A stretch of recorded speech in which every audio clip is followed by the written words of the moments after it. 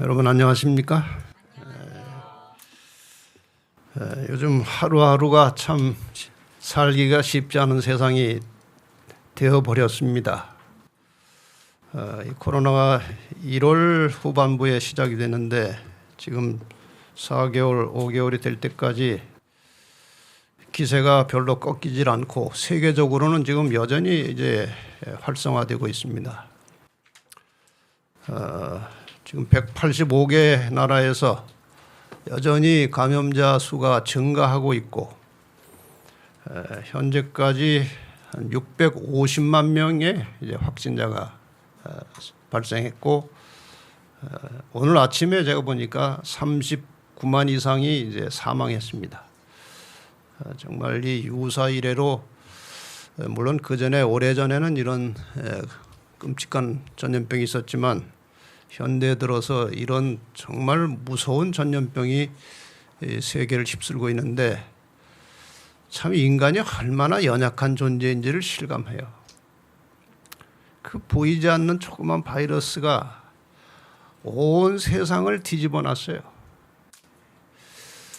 근데 문제는 수많은 전문가들이 예측하기를 이게 그렇게 쉽게 없어질 것이 아니라는 것이고 또 없어지더라도 또 다른 전염병이 발생할 가능성은 얼마든지 있다는 것이고 하는 걸 보니까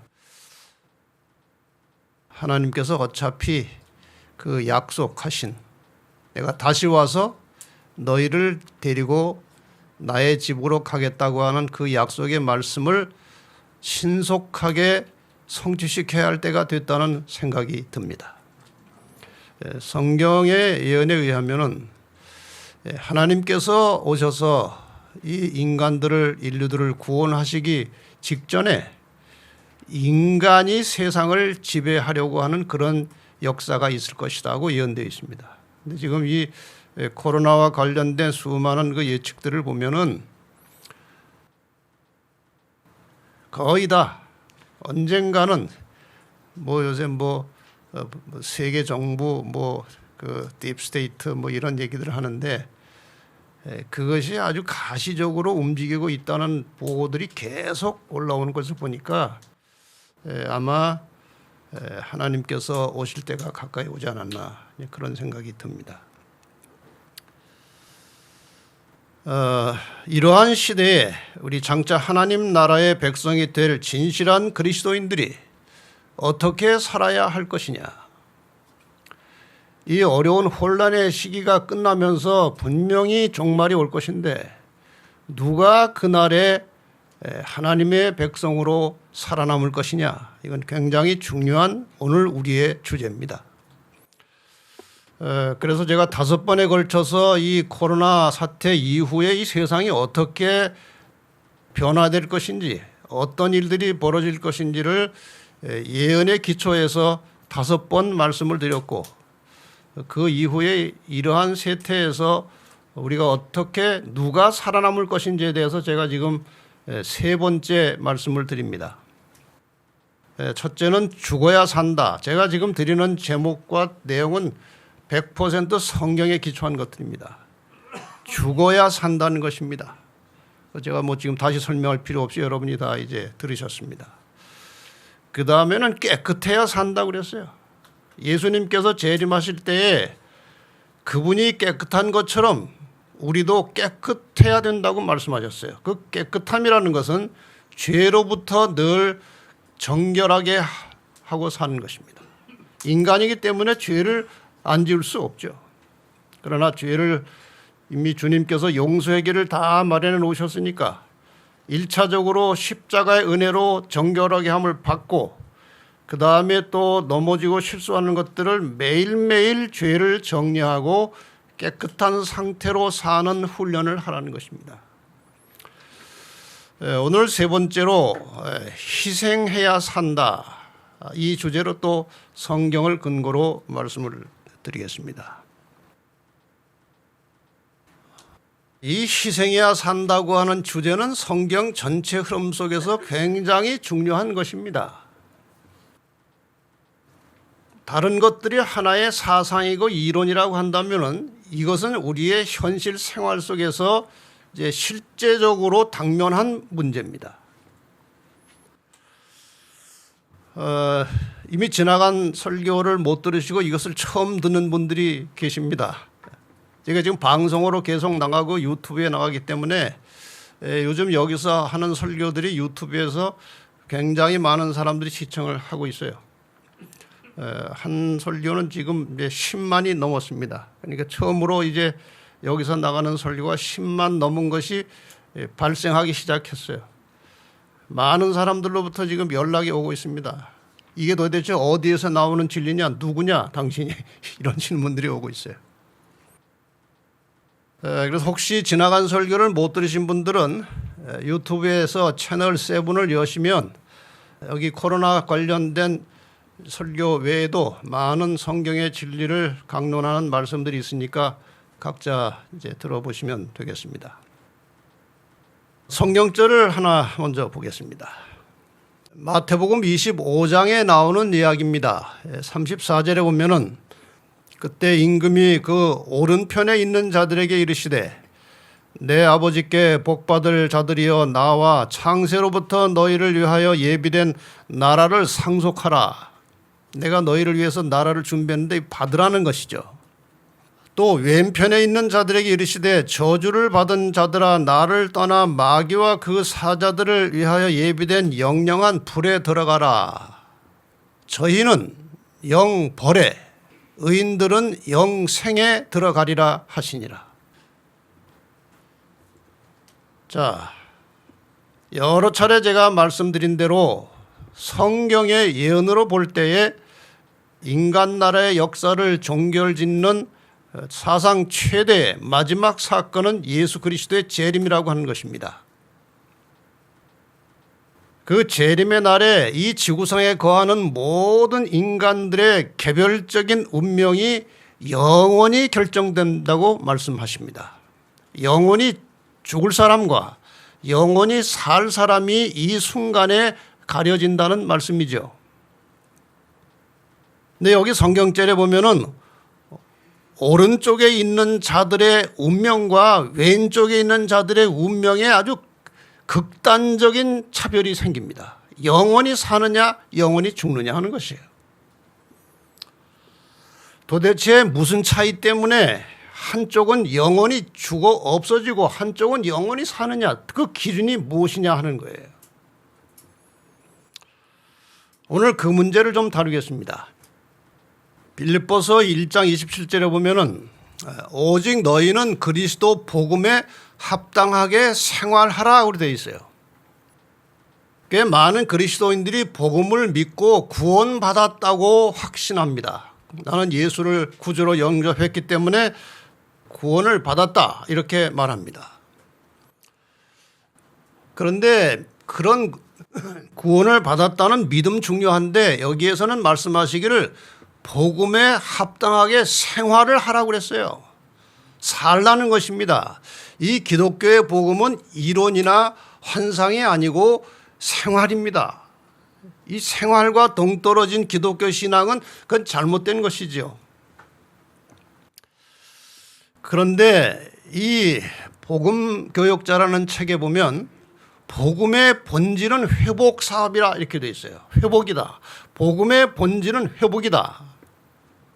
회복이라는 것은 여러분이 아시는 대로 원래의 상태로 돌아가는 것입니다. 안 아프던 사람이 아프게 됐어요. 회복되기를 바랍니다. 그 회복이라는 것은 아프기 전의 상태로 돌아가는 것이 회복이에요. 근데 이 복음의 본질이 회복이라고 한다면은 인간의 원래 상태가 무엇인가 하는 거예요. 인간의 원래 상태가 어떠했는데 지금 어떻게 변질되었고 복음이라고 하는 것은 그 변질된 인간을 원래 상태로 회복시키는 것이라 이 말이에요. 성경은 인간의 원래 상태에 대해서 창세기 1장 27절에 이렇게 말씀하십니다. 하나님이 자기 형상 곧 하나님의 형상대로 사람을 창조하시되 남자와 여자를 창조하시고, 그러니까 사람이 원래 창조되었을 때는 하나님의 형상을 따라서 만들어졌다는 것입니다. 그런데 많은 사람들이 여기에 형상이라고 하는 말을 가지고 대체로 하나님의 그 어떤 외적인 모양에 대해서 상상을 하지만, 사실 여기에 하나님의 형상이라고 하는 말은 하나님의 속성과 그분의 품성을 대표하는 용어입니다. 그러니까 사람이 처음 창조되었을 때 그 성향이나 본성은 하나님을 닮아서 창조가 된 것인데, 인간이 범죄함으로 그 하나님을 닮게 창조되었던 그 하나님의 속성과 본성을 닮았던 인간의 이 성향이 다 타락하고 훼손되어서 망가졌다는 겁니다. 그래서 복음의 본질은 그 원래 하나님께서 인간을 창조하셨을 때 그 모습으로 되돌아가는 것이 복음의 본질이라 그 말이죠. 여기 부조와 선자라는 책에 이 문제에 대해서 상당히 아주 이해가 쉽게 기본적인 말씀을 이렇게 설명하고 있습니다. 하나님께서는 인간을 당신의 형상대로 창조하시고 그들에게 고상한 특성을 부여하셨다. 이 고상한 특성이 바로 하나님의 품성과 속성이에요. 이걸 우리에게 집어넣어 주셨습니다. 창조하실 때.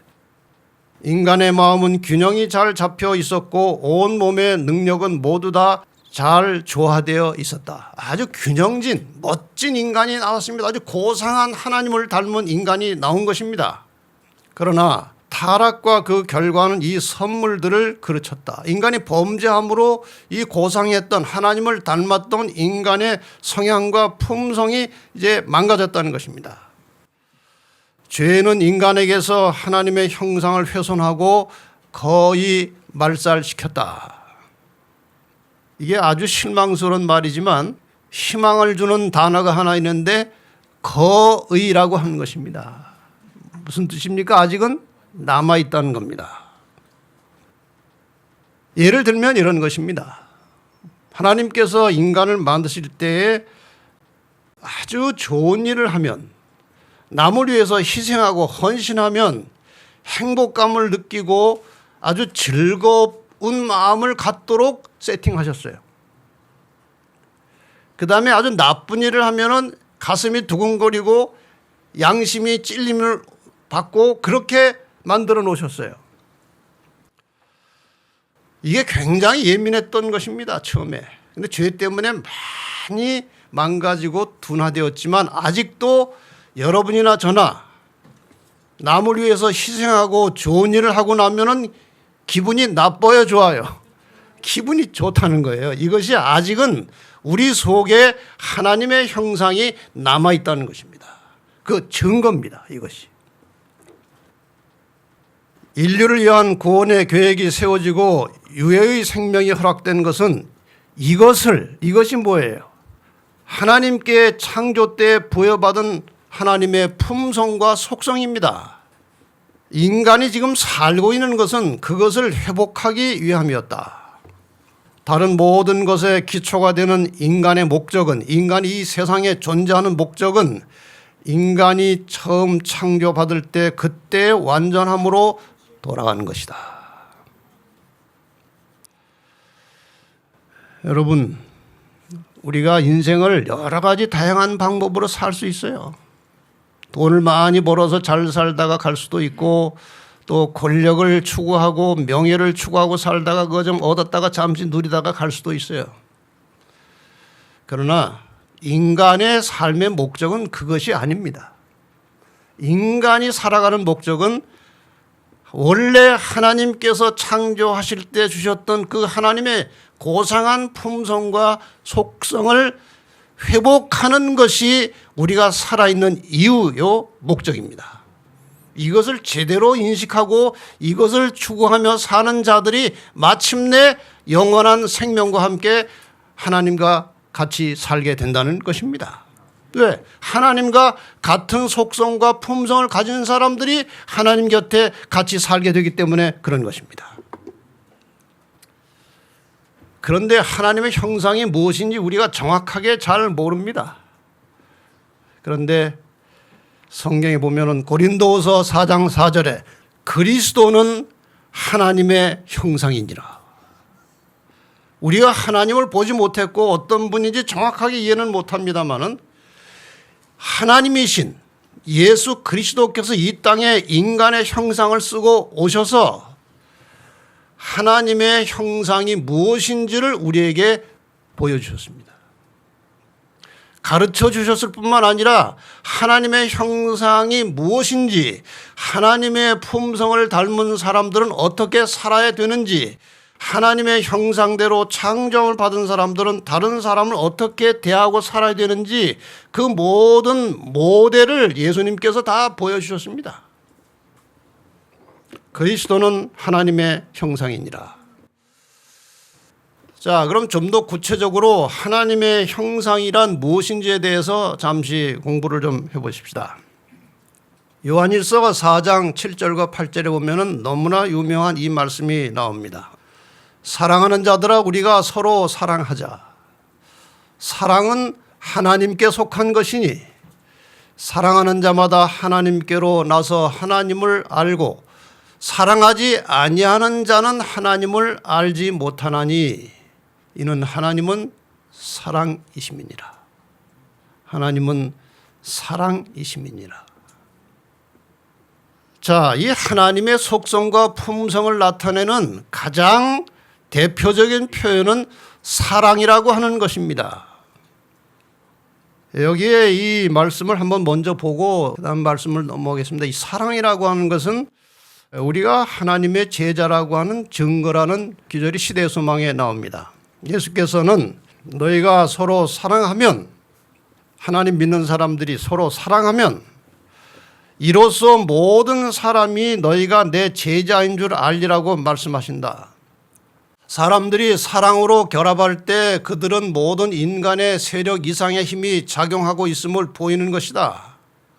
이 교회 안에 성도들이 함께 서로 사랑하고 일치된 모습으로 살고 있다면 이것이 바로 인간을 넘어선 다른 어떤 힘이 작용하고 있다는 증거라, 그 말씀이에요. 이런 일치가 존재할 때 그것은 하나님의 형상이 인간 속에서 회복되고 있으며 생애의 새로운 원칙이 심기어졌다는 증거다. 지금 우리가 매 안식일마다 함께 만나서 교제하고 함께 예배하고 함께 살아가는 이 성도들 간에 서로의 사랑이 실천되고 있다면 그것이 우리 속에서 하나님의 형상이 회복되고 있다는 증거라고 말씀하셨어요. 어떻게 생각하십니까? 회복되고 있습니까? 제가 볼 때는 이 교회에서 그것이 회복되고 있는 것 같아요. 그것이 하나의 추측이 아니고 우리의 현실이기를 바랍니다. 요한일서 3장 14절에 보면 우리가 형제를 사랑함으로 사망에서 옮겨 생명으로 들어간 줄을 알거니와 사랑치 아니하는 자는 사망에 거하느니라. 이 사랑이라는 것이요, 얼마나 중요한지요. 우리가 서로 사랑함으로 사망에서 옮겨 생명으로 들어갔다. 그러므로 사랑치 아니하는 자는 사망에 거하느니라. 여러분, 죽고 싶어요? 살고 싶어요? 살고 싶으시죠? 살고 싶으면 뭐 하라는 거예요? 사랑하라는 것입니다. 사랑치 아니하는 자는 사망에 거한다는 말을 다른 말로 바꾸면 사랑하는 자는 생명에 거하느니라. 같은 말이죠. 사랑하는 자는 생명에 거하느니라. 자, 그럼 사랑이 뭔지 한번 분석해 보십시다. 사랑이란 무엇인가? 이것은 물론 제가 성경 말씀을 통해서 내린 정의입니다만은 잘 들어보시면 사랑이 무엇인지 매우 구체적입니다. 사랑은 그냥 감정이 아니에요. 첫째, 사랑은 생명이다 그랬어요. 사랑은 생명이다. 신명기 30장 6절에 내 하나님 여호와께서 너로 마음을 다하며 성품을 다하여 내 하나님 여호와를 사랑하게 하사 너로 생명을 얻게 하실 것이며, 사랑과 생명이 지금 같은 용어로 쓰이고 있습니다. 사랑과 생명. 그 다음에 잠언 4장 23절에 보면 무릇 지킬 만한 것보다 더욱 내 마음을 지키라. 생명의 근원이 이에서 남이니라. 이 말은 깊이 해석해 보면은 사랑하는 마음을 품으라는 거예요. 사람을 사랑하는 마음을 품을 때 여기에서 생명이 나온다는 것입니다. 생명. 그런데 이 실물 교훈에 보면은 정확하게 이것을 표현하고 있습니다. 하나님은 사랑이시며 사랑은 곧 생명이다. 사랑은 생명이라고 했어요. 여기 실제적인 얘기가 하나 있습니다. 꽤 오래전에 호주에서 이런 일이 있었습니다. 2010년 8월 26일 영국 데일리 메일이라고 하는 신문에 이런 기사가 났습니다. 호주에서 한 아기가 태어나는데 27주 만에 조기 출산했어요. 미숙아가 태어났습니다. 태어난 지 20분 만에 사망했습니다. 의사들이 여러 증거들을 가지고 사망했다고 진단 내렸습니다. 죽었다는 겁니다. 그런데 이 어머니는 그렇게 죽었다고 금방 내버리지 않아요. 이 죽은 아이를 안고, 게이트라는 이 엄마는 죽은 아이를 버릴 수가 없어가지고 그냥 품고 더 있고 싶어서 2시간 동안 지극한 사랑의 마음으로 아이를 품고 있었어요. 그런데 호흡과 맥박이 돌아오고 의학적으로 죽었다고 판단한 아이가 살아난 겁니다. 그래서 의학계에서는 이 현상을 너무나 기이하니까 이름을 붙였는데 캥거루 요법이라 이렇게 붙였어요. 캥거루가 이 앞에 주머니에다가 그 새끼를 담고 다니잖아요. 그러니까 이 어머니가 이 앞에다 아이를 품고 있어서 회복이 됐다고 그래서 캥거루 요법이라고 했습니다. 이 캥거루 요법이 아니고 사랑 요법이에요. 교회 증언에 보면은, 교회 보내는 권면에 보면은 여기 정확하게 또 나와 있어요. 그리스도께서 온 몸을 통하여 나누어 주시는 사랑은 하나의 생명력이다. 사랑은 생명력이라 그랬어요. 한국에서도 이 비슷한 이야기가 또 하나 있습니다.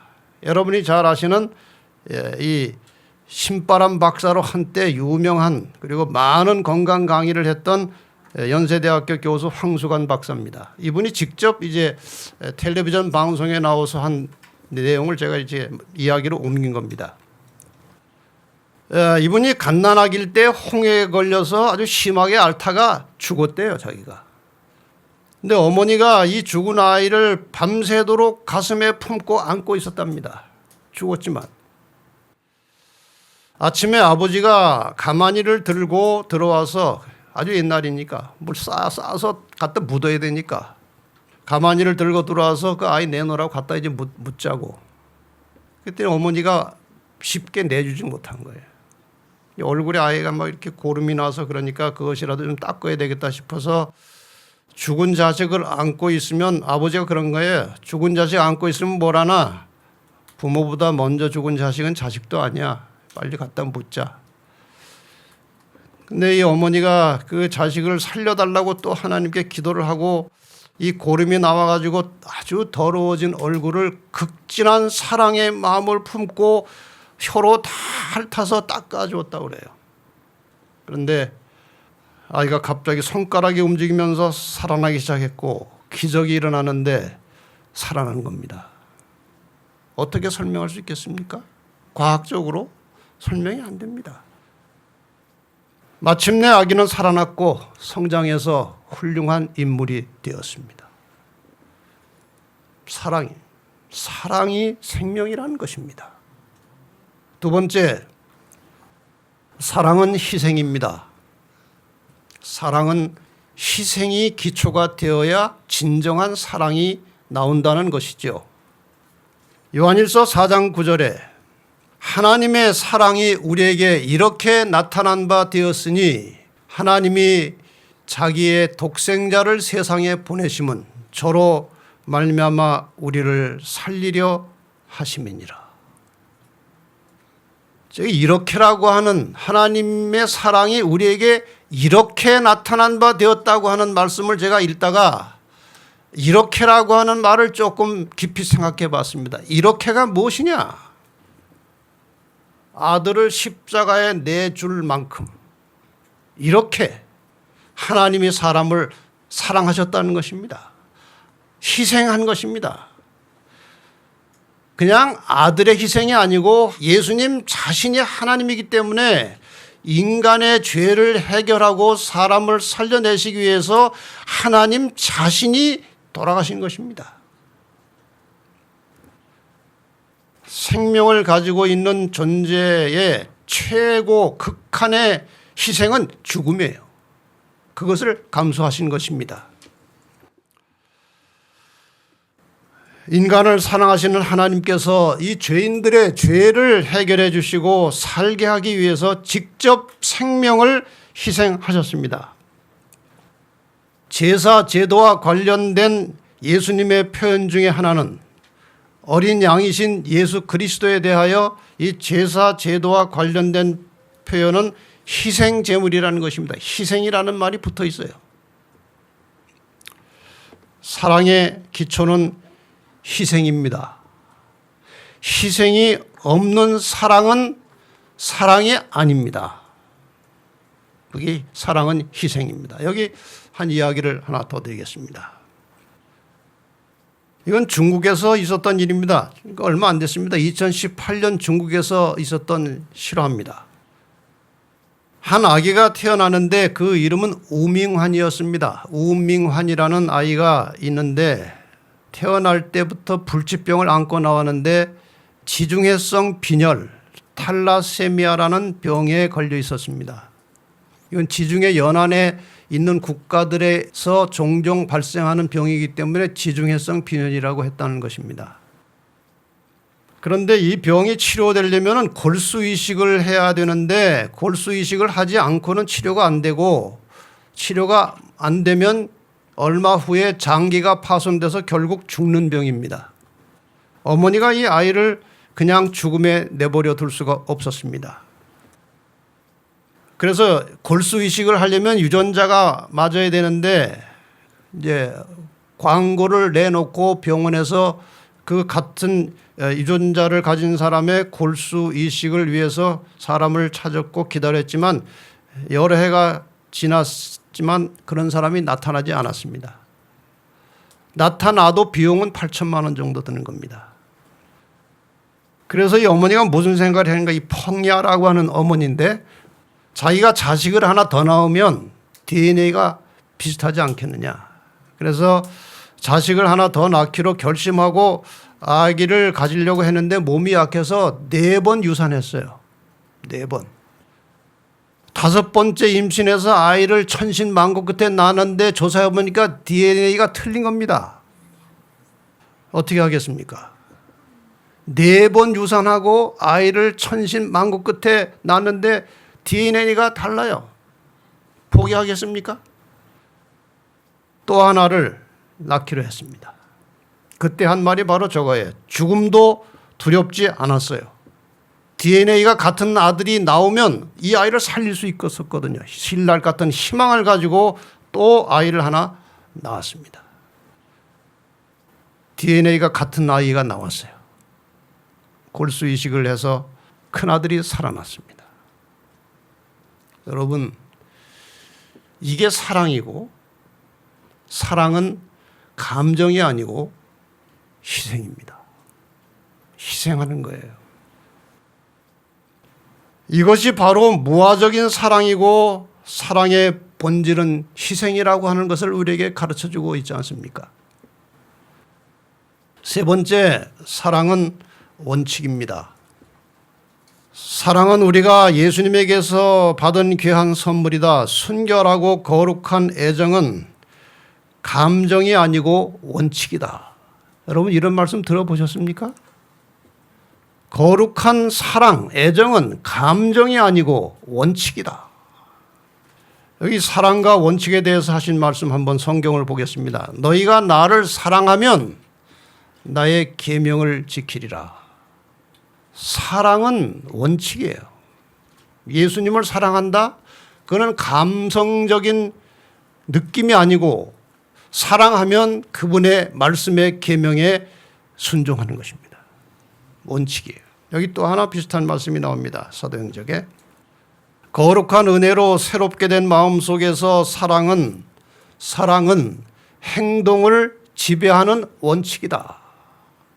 정말 사랑하면 한 원칙에 의해서 일관성 있게 행동하는 것입니다. 변덕 부리지 않는 것입니다. 사랑은 하나의 원칙에 입각해서 일관성 있게 행동하는 거예요. 이것은 이 원칙을 따라서 살게 되면 품성을 수정하고 충동을 지배하고 감정을 억제하고 애정을 고상하게 한다. 마음 속에 간직된 이 사랑은 생활을 유쾌하게 하고 주위에 있는 모든 사람들에게 품위 있는 감화를 끼친다.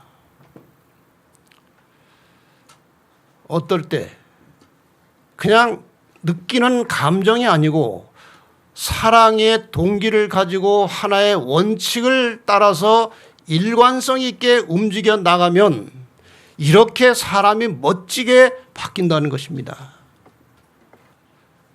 이 일관성 있는 법칙이 과연 무엇인가? 그것이 바로 마태복음 7장 12절입니다. 제가 성경 여러 문헌을 찾아보니까 이 사랑의 마음을 품고 행동을 지배하는 원칙은 마태복음 7장 12절입니다. 또 같이 한번 읽어보겠습니다. 시작. 그러므로 무엇이든지 남에게 대접을 받고자 하는 대로 너희도 남을 대접하라. 이것이 율법이요 선지자니라. 이 당시 예수님 당시의 율법과 선지자는 그 당시 존재하고 있던 구약 성경 전체를 말하는 것입니다. 그러니까 이 구약 성경에 나오는 말씀 전체를 한마디로 하면은 사랑하라는 것이고 그 사랑이라는 것이 실제 생활 속에서 나타나는 열매는 남에게 대접을 받고자 하는 대로 남을 대접하라는 거예요.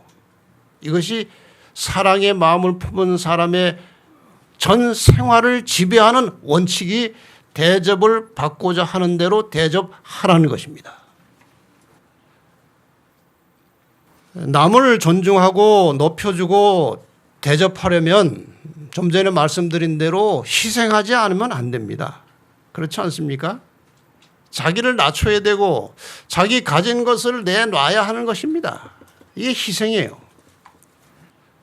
그러니까 사랑은 희생 없이 성립되지 않습니다. 희생 없는 사랑은 가짜 사랑입니다. 그래서 이 희생과 사랑과 생명의 관계를 제가 그냥 상상해서 이렇게 한번 그려봤습니다. 희생은 집의 기초와 같은 것입니다. 기초예요.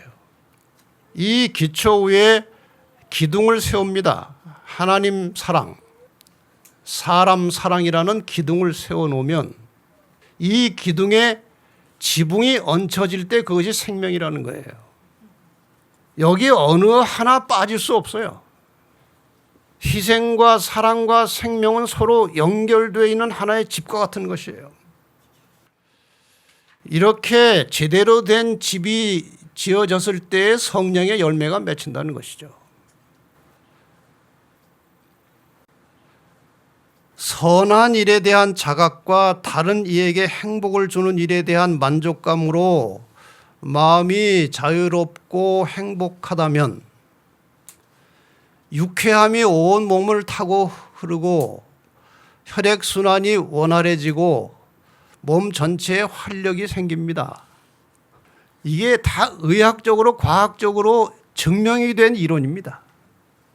선한 일에 대한 자각과 다른 사람에 대해서 행복을 주는 일에 대해서 만족감으로 마음이 자유롭고 행복하면 그것이 이 몸에 굉장히 유익한 영향을 미친다는 거예요. 하나님의 복은 치유하는 능력이 됩니다. 따라서 타인에게 유익을 많이 끼치는 사람은 마음으로 그리고 생활 속에서 놀라운 복을 깨닫게 될 것입니다. 이게 치료제예요. 이게 치료제. 선행을 베푸는 사람이나 받는 사람 모두에게 유익합니다. 선행은 베푸는 사람이나 받는 사람 모두에게 유익합니다. 여기 사랑이라는 말이죠. 사랑을 하는 사람도 몸이 좋아지고 받는 사람도 몸이 좋아진다는 거예요. 그 다음 말씀이 굉장히 중요한 것입니다. 타인을 향한 관심으로 자아를 잃어버리는 사람은 여기에 집중하지 않고 다른 사람의 행복과 다른 사람의 유익을 위해서 관심을 가지고 거기에 집중하다 보면 자아가 없어집니다. 이렇게 된 사람은 자신의 연약함을 극복하고 승리할 것입니다. 제가 종종 하는 말씀이 그거죠. 죄를 안 지으려고 투쟁하지 말고 선을 행하라는 것입니다. 적극적으로 선을 행하면 죄가 멈추게 된다는 거예요. 이게 그 말씀이에요. 선한 일을 하면서 만족감을 느끼면 마음의 건강을 회복하는 데 큰 도움이 됩니다. 선한 일을 하면서 기쁨을 느끼면 마음에 활력이 생기고 온몸이 전율합니다. 꽤 오래전에 어떤 분이 이 후두에 종양이 생겼습니다. 검사해 보니까 심상치가 않았습니다. 그래서 이분이 약 치료 받지 않고 이렇게 천연 치료를 좀 하고 싶어서 누구한테 자문을 받았는데 과일식으로 금식을 3주 정도 하면 떨어져 나간다는 거예요. 그 종양이. 그래서 과일식으로 과일만 먹고 밥을 안 먹고 3주를 버텼는데 3주 후에 보니까 종양은 없어졌어요. 그런데 원래 약한 몸이라 그런지 몸의 기력이 다 빠져가지고 이렇게 배터리로 말하면 방전이 된 겁니다. 숟가락 가지고 밥 들 힘이 없는 거예요. 완전히 사람이 깔아졌어요. 병원에 가서 치료받기는 싫었습니다. 그래서 하나님의 말씀을 집중해서 읽고 듣기 시작했어요. 왜? 말씀이 생명입니다. 하나님께서 말씀하실 때에 온 세상에 생명이 태어났어요. 하나님의 말씀은 살았고 운동력이 있다고 그랬어요. 그래서 말씀을 계속 들으면서 감사하고 찬양하고 하면서 이게 기력이 서서히 회복이 된 겁니다. 시간이 오래 걸렸어요. 기력이 생겨서 이제 밥도 좀 먹을 수 있고 힘이 생겼습니다. 그러나 완쾌가 쉽게 되지 않아요. 그런데 마침 그 순간에 그때에 어머님이 이제 90이 넘으신 어머님이 계셨는데 넘어지셔가지고 이 골반 뼈가 다 부러져서 이제 휠체어 타고 그냥 누워 살게 됐습니다. 근데 본인도 이제 힘은 없지만 어머니가 그렇게 됐으니까 어머니를 가서 돌봐야 하는 겁니다. 그래서 본인이 아직 회복이 훨씬 덜 됐지만 어머니를 돌봐야 되니까 가서 어머니를 지극정성 돌보는 시간 속에서 자아를 잊어버린 거예요. 지금 내가 몸이 약하지만 더 약한 어머니를 돕는 그 시간 속에서 자아를 잃어버린 거예요. 그래가지고 여러 달 동안 어머니를 돌보면서 건강이 훨씬 좋아지고 치료가 됐다는 것입니다. 두 가지예요. 하나님의 말씀 그리고 다른 사람을 위해서 희생 봉사하면서 자아는 잊어버리고 남을 행복하게 하면서 자기가 보람을 느끼면서 치료가 된 것입니다. 이것이 치료의 근본이에요. 그래서 마음이 평온하고 하나님으로 만족하는 사람은 아주 멋진 말이에요. 건강에 이르는 오솔길을 걷고 있는 것입니다. 마음이 평온하고 하나님으로 만족하는 사람은 건강에 이르는 오솔길을 걷고 있는 것입니다. 오솔길을 걸으시기를 바랍니다. 얼마나 멋진 말이에요. 끝으로 영원히 살게 하는 마지막 카드는 무엇인가? 마태복음 24장과 25장에는 굉장히 중요한 교훈과 함께 말씀들이 들어 있습니다. 아시는 대로 마태복음 24장은 예수님의 재림에 관한 말씀이고 재림 전에 있을 세상의 여러 징조들이 여기 기록되어 있습니다. 그 다음 장 마태복음 25장은 재림을 기다리는 사람들이 어떻게 살아야 될 것인지를 설명하고 있습니다. 거기에 비유가 세 가지가 나옵니다. 이야기가. 뭐뭐 나옵니까? 마태복음 25장에 열처녀의 비유가 나오죠. 그 다음에 달란트의 비유가 나오죠. 그 다음에 양과 염소의 비유가 나옵니다. 근데 이 비유 세 가지가 공통점이 있는데 마지막에 가서는 둘로 나누어진 이야기입니다. 그렇죠? 열 처녀의 이야기는 나중에 결론적으로 가면은 지혜로운 다섯 처녀와 미련한 다섯 처녀로 나누어졌습니다. 기준은 무엇인가? 기름이었습니다. 기름. 기름은 성경에서 성령을 상징하는 것입니다. 그러니까 재림을 기다리는 사람들은 자기 의지와 자기 생각대로 사는 것이 아니고 성령의 인도하심을 따라서 살아야 그것이 지혜로운 처녀에 속하는 것이고 신랑을 맞이할 수 있다는 것이죠.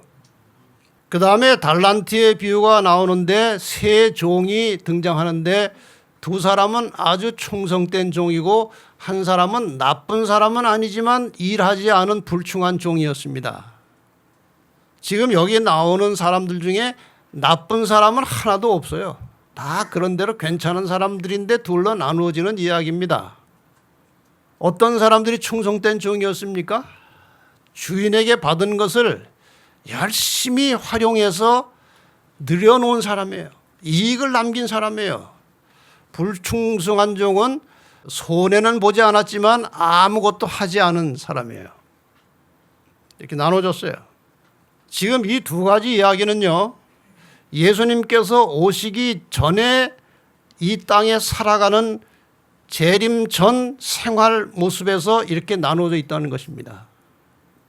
그 다음에 세 번째 양과 염소의 비유는 예수님이 재림하셨어요. 오셨습니다.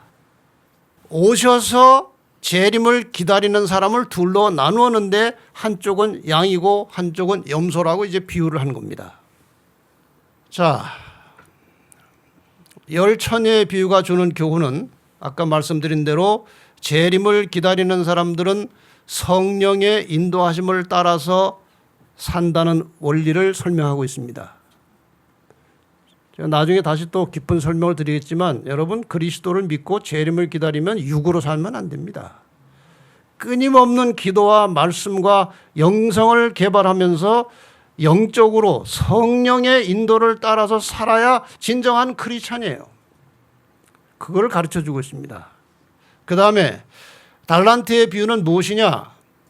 이 성령의 인도하심을 따라서 사는 사람들의 어떤 굉장히 중요한 특성을 말하고 있습니다. 그것은 성령의 인도하심을 받으면 자기를 위해서 사는 것이 아니고 주인을 위해서 충성하며 산다는 것입니다. 왜냐하면 이 달란트의 비유를 보면은 5달란트 받은 사람은 10개를 만들었고 2달란트 받은 사람은 4개를 만들어 가지고 주인이 왔을 때에 원금 플러스 이자를 준 것이 아니고 몽땅 다 내놨습니다. 주인 앞에. 그러니까 이 5달란트 받은 사람과 2달란트 받은 사람이 일을 하는 동안에는 자기의 이익을 남기려고 하는 것이 아니고 주인을 위해서 일하는 것입니다. 마찬가지로 성령의 인도를 따라 산다는 중요한 단서가 무엇인가 하면 나의 모든 삶을 통해서 하나님의 영광을 위해서 하나님 나라에 충성스럽게 사는 것을 말합니다. 그 다음에 세 번째로 양과 염소의 비유는 무엇입니까? 주인을 위해서 산다는 것은 함께 살아가는 불우한 이웃을 위해서 희생하며 산다는 것을 가르쳐주는 교훈이에요. 이제 이 이야기를 조금 하고 마치겠습니다. 이것이 이 세 번째 이야기 속에 나오는 내용이 인간의 영원한 운명을 결정짓는 단서가 되는 것입니다. 무엇이길래? 마태복음 25장 31절로 33절에 이런 기록이 나옵니다. 인자가 예수님께서 자기 영광으로 모든 천사와 함께 올 때, 이것이 무슨 시간입니까? 재림의 시간입니다. 자기 영광의 보좌에 앉으리니 모든 민족을 그 앞에 모으고 각각 분별하기를 목자가 양과 염소를 분별하는 것 같이 하여 양은 오른편에 염소는 왼편에 두니라. 자, 완전히 다른 짐승입니까? 비슷한 짐승입니까? 비슷한 짐승에 양과 염소는 과가 같습니다. 비슷한 짐승이에요. 성경상에 이 양과 반대되는 짐승은 일이나 용입니다. 근데 여기는 분명히 구분을 해놨는데 양과 염소로 했어요. 왜 그럴까요? 비슷한 사람들인데 뭔가 다르다는 거예요. 겉보기 다 예수를 믿는 사람들인데 뭔가 다르다는 것입니다. 이것을 지금 가르쳐 주려고 양과 염소를 비유로 가져온 겁니다. 그래서 양은 오른편에 염소는 왼편에 두고 이제 각각 선고를 내리는 이야기가 나오죠.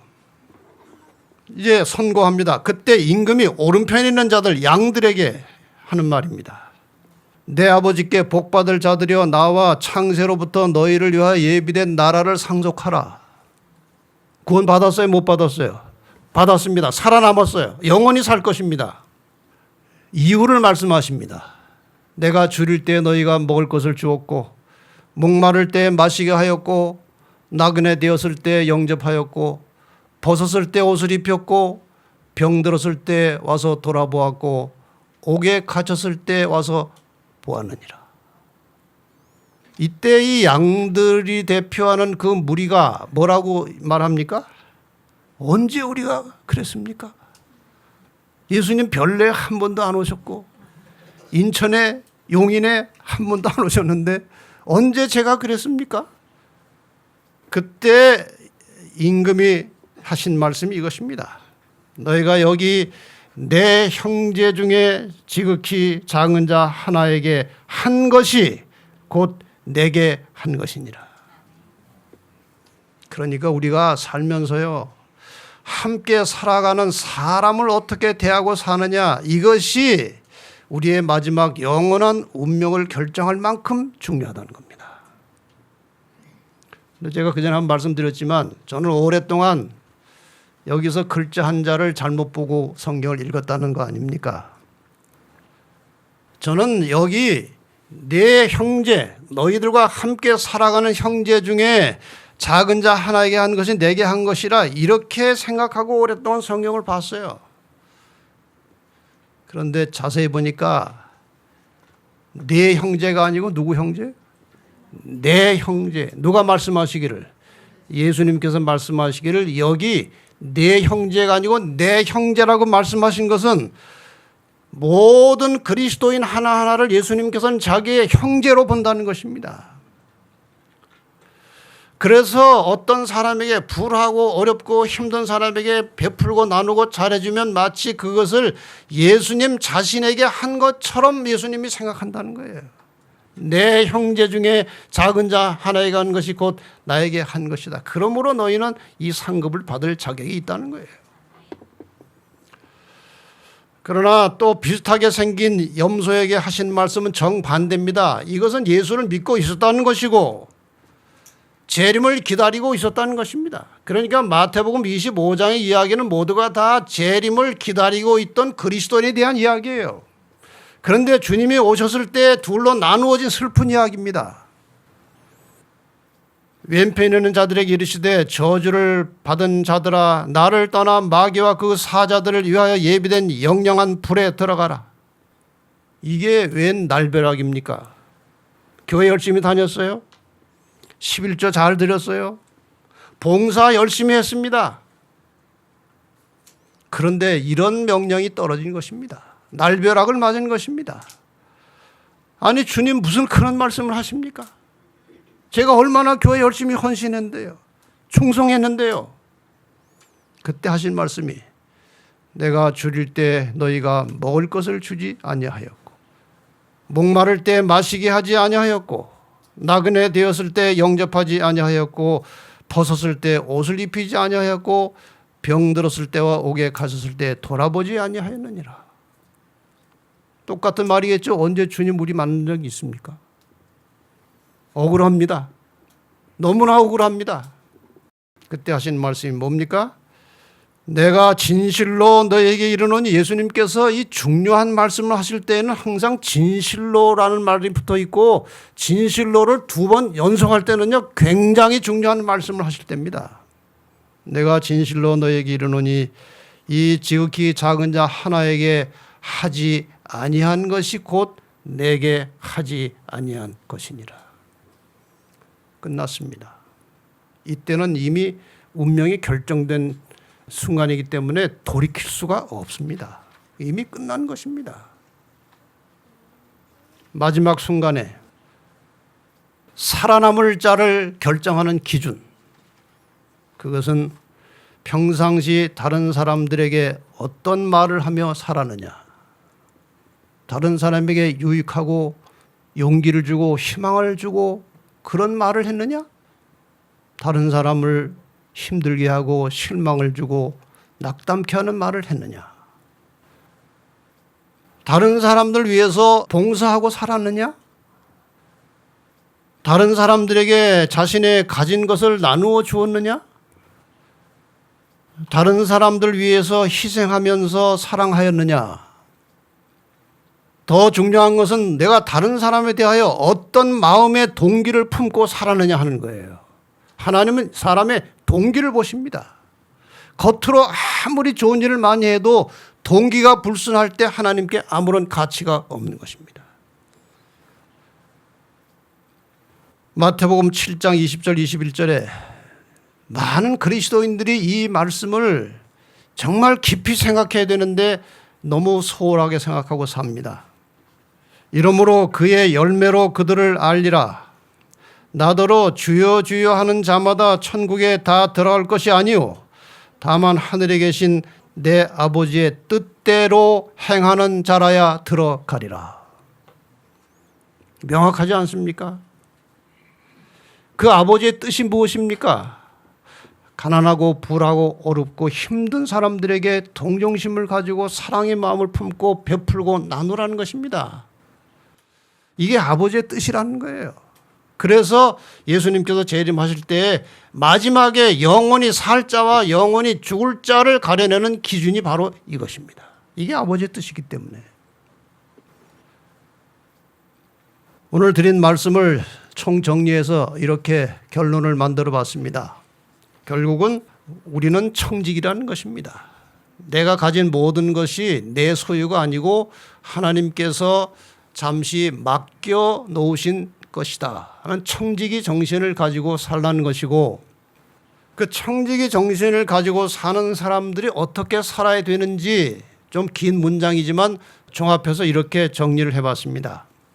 내가 가지고 있는 모든 것, 생명과 시간, 재물, 능력과 재능 등을 내 것으로 생각하지 말고 하나님이 주신 선물로 생각하고 그 모든 것으로 하나님의 사업과 다른 사람의 유익과 행복을 위하여 사용한 결과 하나님의 사업이 발전되면서 다른 사람이 좋아하고 행복해하는 모습을 보면서 자기도 행복을 느끼는 사람들이 마지막 날에 살아남아서 하나님과 함께 영원히 살게 되는 것이다.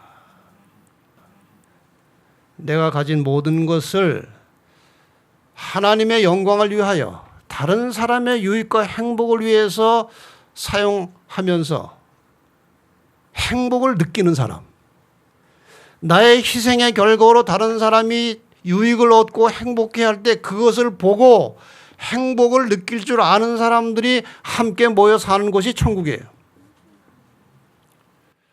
그래서 예수님께서 자기의 희생의 결과로, 자기가 십자가에 피 흘려 돌아가시는 희생의 결과로 그것을 통해서 구원받은 사람들을 볼 때 하나님은 너무나 기뻐하신다는 것입니다.